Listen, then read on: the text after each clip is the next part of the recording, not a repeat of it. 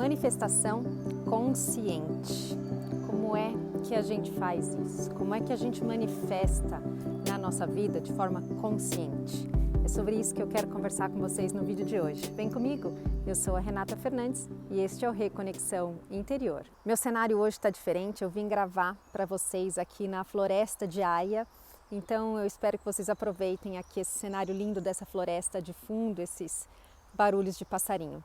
Hoje eu queria conversar com vocês sobre manifestação consciente. Eu estava escutando um vídeo do Eckhart Tolle essa semana que fala sobre isso e eu achei muito interessante porque numa sincronicidade muito bonita esse assunto coincidiu com um livro que eu li que se chama A Biblioteca da Meia-Noite. Mas vamos ao que o Eckhart falou nesse vídeo que eu escutei. Ele explica, que, como eu já compartilhei aqui várias vezes com vocês, a gente está criando o tempo todo, A gente está manifestando as situações que a gente experimenta na nossa vida o tempo todo. E aí, o que significa, então, a manifestação consciente, Manifestar as coisas que a gente experimenta de forma consciente. A gente manifesta na nossa vida de acordo com aquilo que a gente sente internamente, de acordo com o nosso estado interno. Então, manifestar conscientemente significa estar consciente de como você está se sentindo naquele momento. Porque as experiências que a gente vai viver na nossa vida, elas vão ser todas filtradas por esse nosso estado interno. Então, quando a gente está se sentindo chateado, triste, dificilmente a gente vai conseguir viver alguma experiência da nossa vida de outra forma. Por melhor que seja o lugar, por melhor que seja o momento, por melhores que sejam as situações e as companhias que estejam com você nesse momento. E quando a gente fala assim, parece muito óbvio, Mas a gente raramente presta atenção nisso. Via de regra, o que a gente faz é sempre se colocar como vítima das situações e isso, óbvio, gente, muito inconscientemente a gente faz isso. Eu faço isso muitas vezes ainda na minha vida. Eu também estou num processo de aprendizado e de crescimento. E aí, quando a gente se coloca nesse lugar de vitimismo, a gente passa a interpretar a vida como se tudo aquilo que acontecesse fora da gente fosse a razão, fosse o motivo para a gente estar se sentindo da forma como a gente está se sentindo.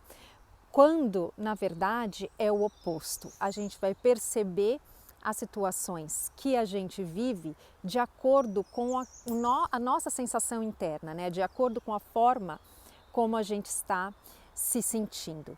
Então, como é que a gente faz para mudar isso, Quando a gente está insatisfeito, quando a gente está infeliz com aquilo que a gente está vivendo, o que a gente precisa fazer é olhar para dentro e perceber o que é que está querendo se manifestar dentro da gente, O que é que está querendo fluir dentro da gente em termos de energia.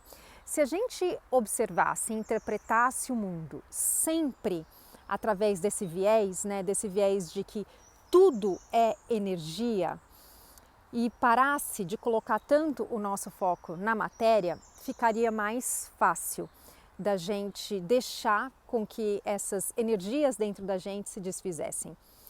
E qual é a relação disso com o livro, que eu mencionei aqui para vocês?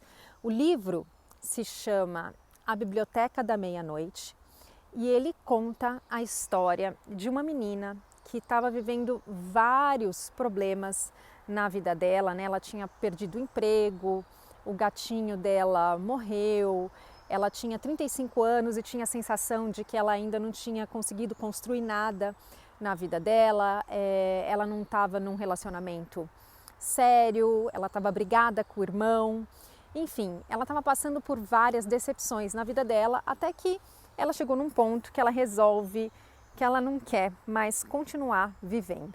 E aí, quando ela decide terminar com a vida dela, ao invés dela ter sucesso nisso, ao invés dela conseguir, ela vai parar meio que num limbo, meio que num purgatório, vamos dizer assim.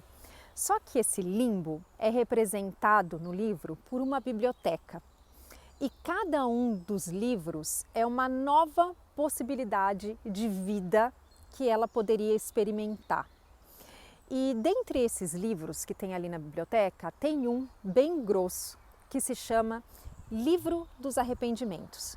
E nesse livro estão lá listados todos os arrependimentos dela, que ela já experimentou na vida dela. E aí é muito interessante porque quando ela abre esse livro, né, ela sente uma dor insuportável, ela sente uma falta de ar, como se ela não tivesse mais conseguindo respirar, e para que ela conseguisse se safar disso, né, ela tem que fechar o livro correndo, porque ela se sente sobrecarregada por todas aquelas informações dos arrependimentos da vida dela. E muitas vezes a gente também se sente assim na nossa vida. A gente se sente tão sobrecarregado, né?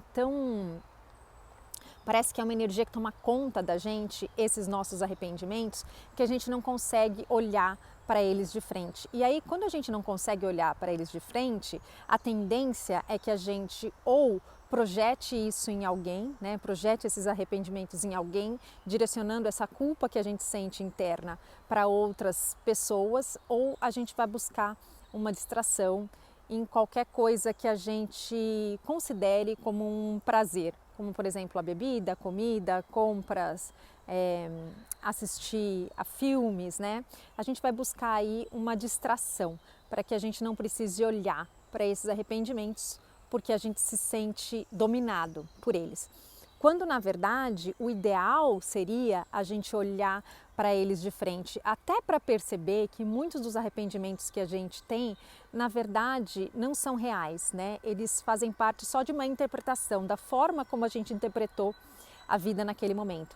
E aí o livro começa a ficar muito interessante nesse sentido, porque nessa oportunidade que ela tem de experimentar outras possibilidades de vida, ela volta, ela escolhe um livro, né, da biblioteca, abre o livro, e a hora que ela abre o livro, ela entra naquela vida e ela passa a viver de novo, mas dentro de uma outra realidade.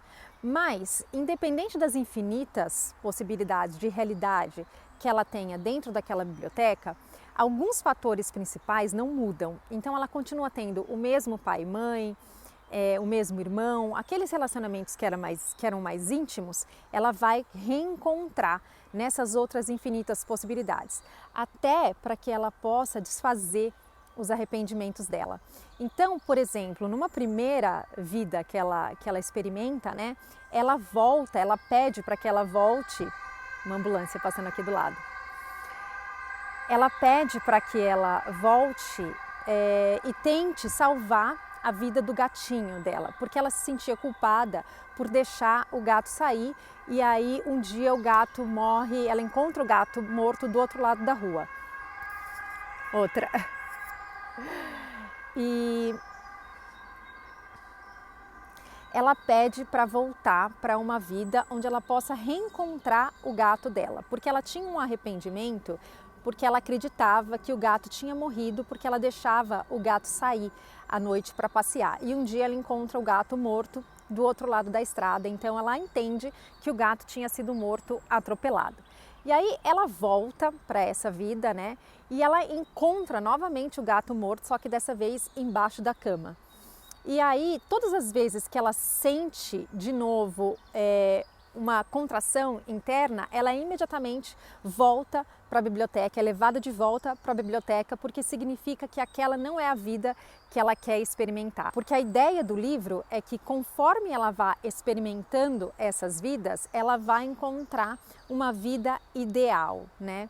E aí, quando ela volta para a biblioteca, depois dela sentir essa dor imensa de ter encontrado o gato morto novamente, a bibliotecária, porque tem uma bibliotecária que ajuda ela nessa biblioteca, explica para ela que, na verdade, o gato nunca morreu atropelado e que, na verdade, a vida que o gatinho teve com ela foi a melhor vida que ele viveu e que ele amava ela tanto que ele não queria causar nela nenhuma dor. E ele tinha um problema cardíaco, né?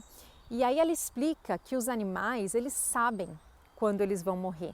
Então, como o gatinho não queria causar para ela nenhum sofrimento, ele saiu de casa para morrer e por isso ela encontrou o gato morto do outro lado da rua e achou que ele tivesse sido atropelado, quando na verdade ele nunca foi culpa dela. Então, mesmo quando ela volta numa outra vida querendo conviver, passar mais tempo com o gato, ainda assim o gatinho morre e morre dentro da casa dela dessa vez, para ela entender que aquela situação que ela tinha interpretado como sendo de responsabilidade dela, na verdade não estava sob o controle dela, né? E quantas vezes na nossa vida a gente não se sente responsável por coisas que na verdade nunca estiveram no nosso controle. O que está no nosso controle é a forma como a gente lida com as situações, é a forma como a gente vive as situações, a forma como a gente se coloca diante das situações. Mas a gente muitas vezes não tem controle sobre um montão de coisas, né? Sobre a forma como outras pessoas decidem viver a vida delas, por exemplo. Isso não está no nosso controle, mas a gente pode escolher se a gente vai olhar para essas pessoas apontando dedos, né? Julgando, achando que elas poderiam fazer diferente, ou olhando para a gente mesmo e percebendo que aquilo que nos incomoda tem muito mais a ver com uma dor que a gente sente do que com relação à vida do outro. E aí, continuando, né, com relação ao livro, conforme ela vai experimentando outras vidas, ela começa a perceber que, como ela está se identificando com muitas versões dela mesma, ela já não sabe quem ela é de verdade.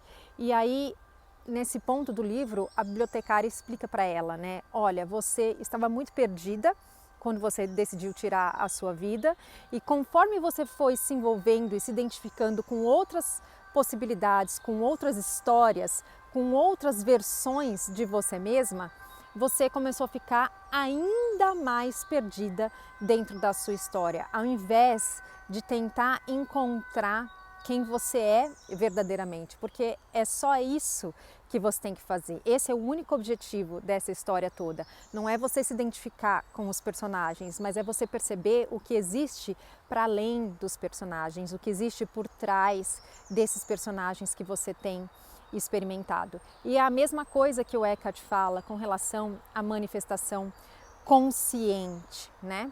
Quando a gente consegue se conectar com esse lugar que existe por trás do personagem, de quem a gente é para além dessa persona que a gente criou, né? Quando a gente consegue se conectar com esse lugar onde já está tudo bem, onde a gente já é completo, onde a gente já é inteiro, é só a partir deste lugar que a gente consegue manifestar qualquer coisa conscientemente. E ele sempre retoma, quando ele fala de manifestação, né, nos vídeos que ele fala sobre manifestação, ele sempre retoma aquela frase de Jesus que diz: quando você pedir alguma coisa em oração, acredite que aquilo que você pediu já é real para que isso possa virar realidade, né? Não são bem essas palavras que ele usa, mas esse é o significado por trás. O que quer que seja que você queira experimentar na nossa vida, acredite que aquilo já é real. O que ele quer dizer com isso, né? O que quer que seja que você queira experimentar na sua vida, olhe para dentro e perceba que você já é qualquer coisa que você queira experimentar, que todos os sentimentos derivados dessa situação que você acha que vão te fazer sentir alguma coisa já estão disponíveis para você agora. É a partir deste lugar de completude, né, de já se sentir satisfeito com quem a gente é agora, que a gente vai manifestar conscientemente. De outra forma, se a gente continuar acreditando que qualquer coisa fora da gente tem esse poder de nos trazer satisfação, de nos trazer felicidade, de nos trazer paz, a única coisa que a gente vai encontrar é decepção em algum momento. Porque nada disso tem o poder de nos trazer algo que já é nosso, né? Essa inteireza que já é nossa. E aí, continuando a respeito do livro, numa das últimas vidas que ela experimenta a vida perfeita, né? A vida em que ela é casada, tem uma profissão de sucesso, tem uma filha, tem muitos amigos, não tem nenhum problema financeiro. E a única coisa que ela consegue sentir nessa vida é um vazio muito grande, porque ela se sente uma fraude, ela olha em volta e ela percebe que aquela vida perfeita que ela está vivendo não foi ela que construiu. O que significa isso, né? Não foi ela que construiu porque ela não se deu a oportunidade de superar muitos dos vazios que ela ainda tinha dentro dela. Então a única solução para isso é ela voltar para a vida raiz dela, né? Para a vida onde essa história toda começou e superar, olhar para aquela vida de uma forma diferente. Então, no fim das contas, aquilo que a gente vai experimentar na nossa vida tem só a ver com uma coisinha que se chama percepção. Como é que você percebe a sua vida? Quais são as cores com as quais você pinta a sua vida e os momentos que você tem vivido? Porque essas cores, esses filtros, elas vão colorir tudo ao seu redor. Não tem como a gente ter um filtro de escassez na nossa frente e enxergar algumas situações na nossa vida como situações de escassez e outras situações como situações de abundância, porque o filtro é sempre o mesmo. Então repara, se quando você está se sentindo chateado, se quando você está se sentindo com raiva, como que esse filtro, né, pinta todas as situações com as quais você entra em contato na sua vida. E como é que a gente faz para desfazer isso, né? Como é que a gente faz para manifestar uma vida consciente? A gente presta atenção àquilo que a gente está sentindo, ao nosso estado interno. Porque muitas vezes não existe nada que fazer além de simplesmente sentir. Se você está com raiva, entre em contato com essa raiva e sente essa raiva. Se você está se sentindo triste, entre em contato com essa tristeza, sente essa tristeza. Mas esse sentir não é um sentir onde você continua dando ouvidos e vazão aos diálogos da sua mente, né? Porque daí você só está alimentando esse sentimento ao invés de deixar ele se desfazer. Esse sentir é o se sentar em silêncio e perceber aonde está essa energia dentro de você, perceber aonde está essa contração dentro de você e continuar sentadinho lá em silêncio, com confiança de que isso uma hora vai se desfazer, porque essa é a única intenção dessa energia, né? E com a confiança de que você é apoiado por algo que está além de você, né? Por uma energia que está além de você. A gente tem, é muito fácil a gente se perceber limitado pelo nosso corpo, né? Por isso que é tão legal a gente fechar os olhos, entrar em meditação, às vezes vir para um lugar assim na natureza, porque fica mais fácil da gente se conectar e entrar nesse silêncio e observar quais são as energias que você está sentindo no seu corpo agora, na confiança de que elas vão se desfazer e vão abrir espaço para que você possa experimentar outras coisas mais conectadas com quem você é, mais conectadas com a verdade, mais conectadas com a paz verdadeira que existe dentro da gente. Tá bom? Era isso que eu queria compartilhar com vocês no vídeo de hoje. Muito obrigada e até um próximo vídeo. Tchau, tchau!